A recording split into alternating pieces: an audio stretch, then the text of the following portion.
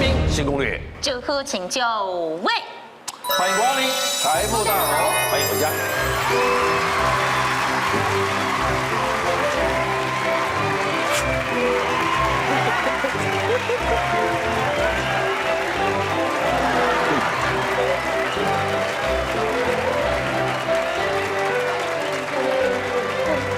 各位可爱的住户，大家晚安，大家好。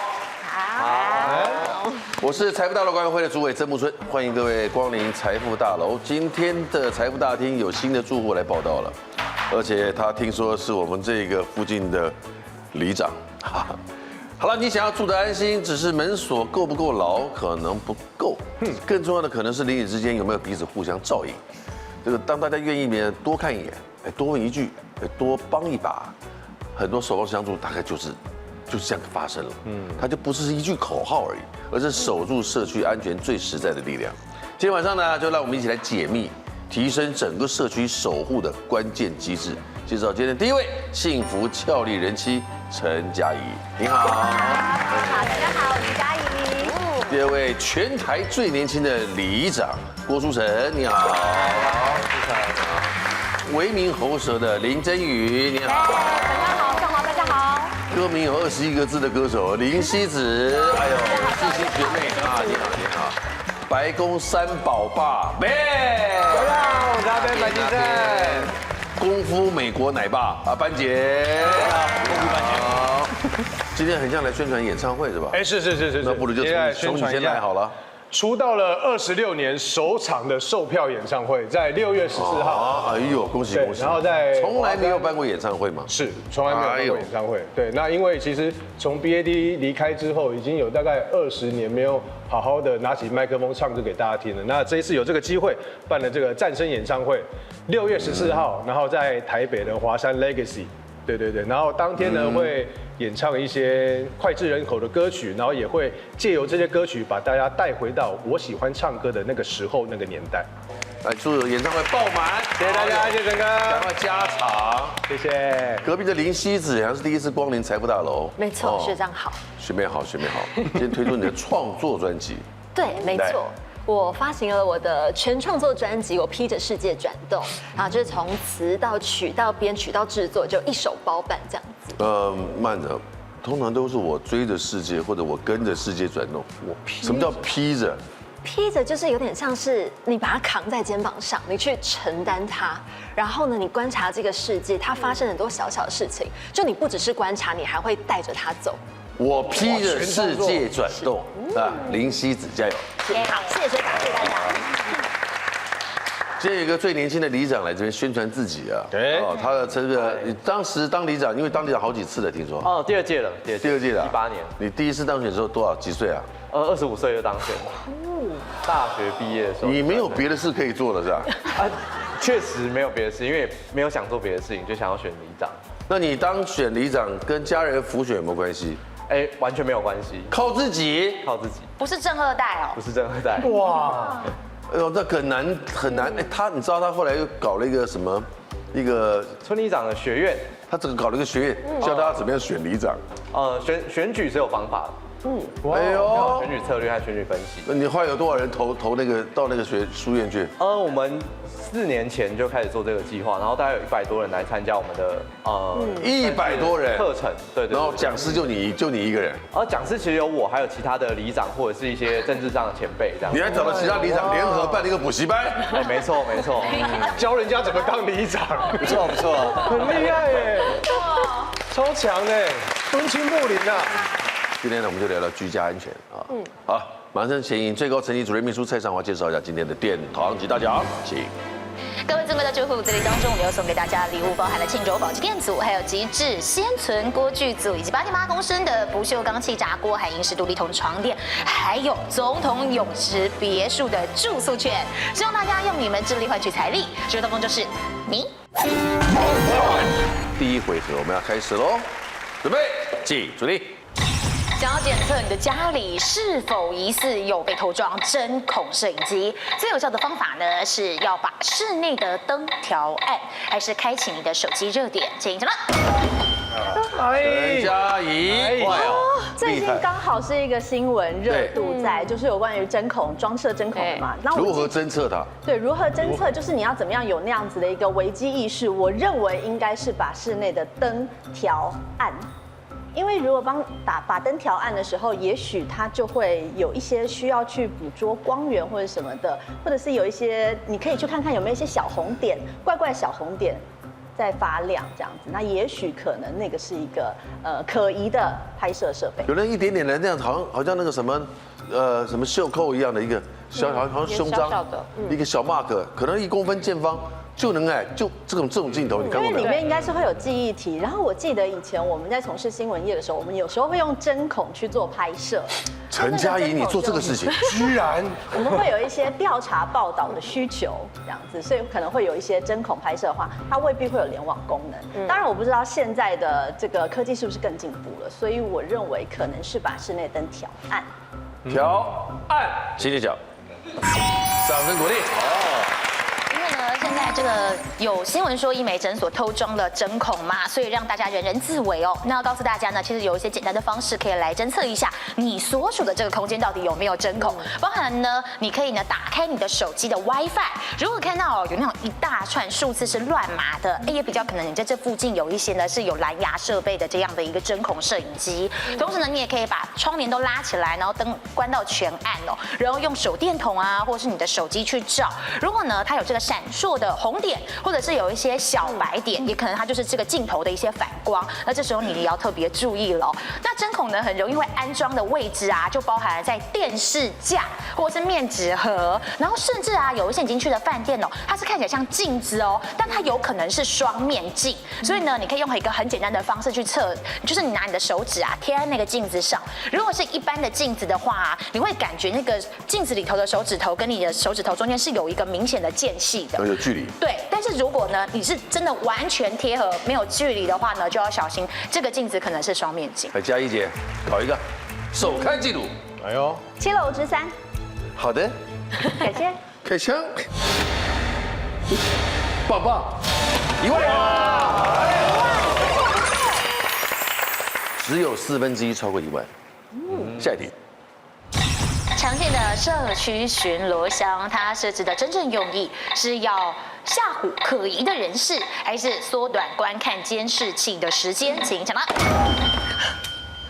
林希子同学，我觉得是缩短观看监视器时间。我乍看我以为是吓唬可疑人士，对不对？大家想说哦，这边有巡逻箱，表示这边是一个巡逻的点，你知道吗？我以为签到就是警察远景的签到，我以为是巡逻远景的签到点。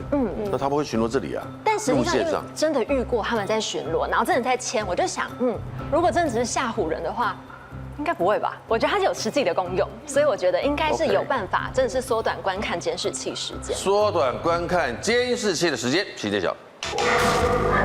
还真的是吓唬。好，社区巡逻箱呢，就是比如说啊，你觉得你这个附近啊是比较偏僻，然后呢，或者是这是一个治安要点，你希望的警察能够固定时间比较常来这个地区加强巡逻，你就可以去跟附近的派出所来提出申请哦。那警察呢，通常会每2个小时就会来签到一次。对于这些宵小来说，就会觉得这个地方的警察很常会出现，很常会来，所以看到有社区巡逻箱，他们也会尽量避免在当地来犯案。好，可惜了啊！下一题。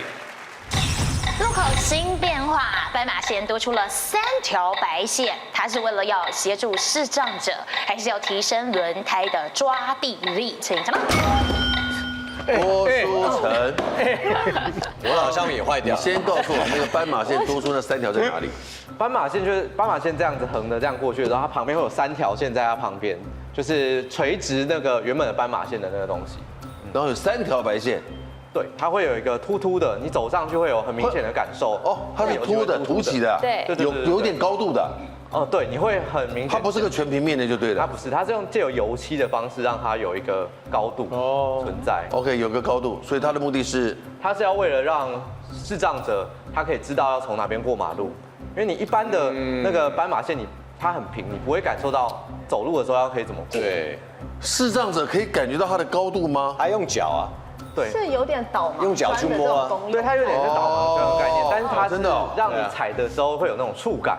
会不一样。它是延续一个无障碍空间的一个延续啦，就是它会配合斜坡道，然后让视障者以前是导盲砖，但是现在多了就是这个线条，让他们可能他在他的那个导盲杖，他在侦测的时候，他可以感受到这个断距的落差，可以让他知道说，哎，起始点在哪，然后终止点在哪里。他过马路的时候，他不会跑到马路上去，他会走在哦需要他走的地方，不会走偏斜，对不对？对。哦，他会一直走在这边，走在斑马线上这样子哦。进揭晓。来，郭书瑶，郭书成，好，我选6楼之3，开箱，还可以啊。哎呦，8000，非常好，希望他不来，下一题。真的。同理心虽然很重要，但是研究指出，当一个人的同理心过多，就容易会缺乏道德，还是表里不一。请讲。阿边，我觉得会容易缺乏道德，因为他太多同理其他人，那导致于说你同理的这个人，你必须要对其他人要有另外一个说法，以至于说自己的道德标准就不一了，对吧？你解释半天，不是就是表里不一的现象吗？对，所以我的答案应该是表里不一。没有，因为我有阅读障碍，我必须要念过一次之后再进去再转。对，那我答案应该是表里不一，对不对？可是万一答案是缺乏道德，你就不要怪我们喽。我觉得他是对的。比如说你喜欢吃酸的，但你那个同情心太强了，这个人要班吃辣的。杰不可以讨论，冷静。答案还没有出来，你先不要答案还没有出来，不然你待会要讲那个想法。对对对，不要急着战声，好不好？不要急着战声他开战声演唱会，你不用战声。我来站下，因为我觉得他说的是对的。最后一次给你答案，来，表里不一。同理心过多，容易表里不一。请揭晓。本来是对的，因为当我们过度同理某一个人的时候呢，你就会整个人会比较 focus 在那个人身上，而不是众人的身上。所以呢，你就会有时候会觉得，因为情感的关系啊，会很多的东西都偏向他，所以呢，还不如是道德深思，才会让你更公平公正去理解整个事情的全貌。你好好的自己改错，不能怪人啊。来，下一题。如果在室内环境遇到了要使用防狼喷雾的状况，专家就建议你应该要选择喷雾型还是水柱型，请抢答。林希子。水柱这个太简单了。要选水柱型。哦，为什么？我其实有买防狼喷雾，然后呢，我之前买的时候，我有点好笑，我那时候想说，哎，它到底辣不辣？我就在家里喷，然后我就把自己辣死了，我就一直在哭，一直在哭。然后因为它是喷出去，它是喷雾型，我那时候买的是喷雾型，这喷雾比较有效果啊。可是它会散开。它变成是散的时候，如果风一吹，就吹到自己的脸跟上。香水一样。所以那室内就可以喷雾啦，室内没有风啊。但我弄到我自己了，所以我觉得应该要水柱型的。它跟香水一样，在空气中你就会飘到哪里就杀到哪里。还有无差别攻击这边所有人。无差别。对，所以那这样子看起来，应该喷雾的效果比较好啊。但因为喷雾就会害到自己，结果自己可能眼睛很痛，跑不掉。因为我那时候喷，我其实是在盒子里面喷，结果它还是反弹到我，就光一点点就飘上来，就非常非常的强。真的哦。水柱型它就可以非常针对那个方向。水柱型，请揭晓。真的是哎，好棒哦。而且啊，如果你是那种喷雾型的话，它也会比较四散开来哦。它如果离你的比较遥远的话，你这样嘶这样喷，其实也没有太大的一个功效在哦，而且还容易会误伤到友军。所以呢，反而哦，水柱型的喷雾哦还不错，因为像是我跟陈哥这样的距离啊，我也能够喷到你，因为它那个水柱啊，可以在对3米它都可以喷，它就直接是射过去。这样，对，然后呢，那个水柱型的那个喷雾啊，它也是做就是非常容易快速的拆装，所以呢，你一从拿出来啊，到你要射它啊，其实大概2秒钟的时间，然后又可以直接这么利落，不需要训练吗？对，可能就是要瞄准啊，不然可能就会中到别的地方。那如果没有中到眼睛的话，其实就不会太有效。所以它还有那种胶状的，除了水柱型就是远一点的用，会就是可能可以在更远的地方就先让你受伤。一个是近距离，一个是远距离。对，然后胶状的，就是你跟我靠很近的时候，我直接挤在你眼睛的附近，因为它很难擦掉。喷雾的话剂量比较大。我是我是白痴吗？我为什么会让你挤在我眼睛里呢？啊？为什么？就靠近你在挣扎，可能那个人就是要对你动粗的时候，你就是直接挤在他的眼睛。他还有音效嘞。水柱和胶状也比较更容易瞄准，就你会看得到它很明显的路线，它通常会有一个特别的颜色。路线。对对对，它会有一个那个路径，你可以看到。你也被喷过啊？哦，没有，但我确实有买，因为我们在啊，比如说我们会访视家暴的，或者是我们会有紧急事件，这也算里民服务啊？确实也是里长要做的工作之一。所以像那种治安事件，我们要协助的话，其实老实说，我自己也都会带防狼喷雾。来，请选择7楼之6。 7楼之6，凯翔，开红盘了。好人，谁的？他抽到自己的。我自己的哦，好吧。他买蓝牙耳机送妈妈对，母亲节5700元，我母亲节礼物。哇，多好的一个孩子。孝顺。还有47秒，来下一题。黑羊效应指的是一群人在欺负一个好人，完美主义还是与世无争的人，就最容易会成为那一头黑羊呢？请抢答。阿边，我真的。阅读障碍又来了。对，我觉得是完美主义的人最容易成为那头黑羊。为什么？因为他要求了什么东西都很要求嘛。那也许其他旁边人都会觉得就是且得且过，他就变成那个特立独行的那个。对，就觉得你那么难搞干嘛呢？明明这种事情就可以的，可以就可以了，对吧？为什么要追求的那么完美呢？与世无争哦，应该是与世无争吧？你不要再扰乱我了！你看，你们制作单位派来的。完美主义，请揭晓。坚持，你要坚持。在心理学上呢，有一个名词叫做黑羊效应哦，它其实就代表着是一群人共同一起去欺负一个好人。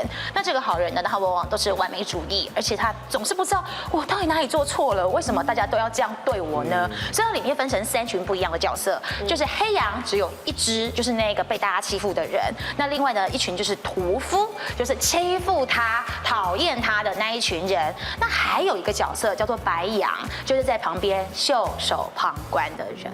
来阿边，加油！我选个8楼之2。凯翔，哇，有没有？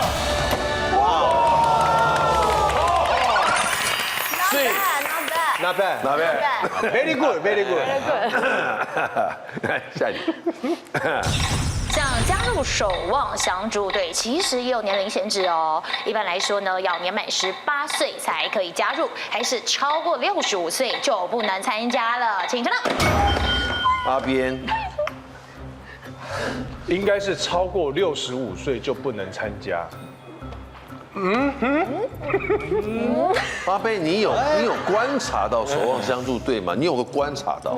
有啊，有。可是很多，但是大部分年纪没有到那么的大。我看过大哥大姐，我也看过大哥大姐啊，但是我那些都是没有看过60几岁的，都是60几岁。是吗？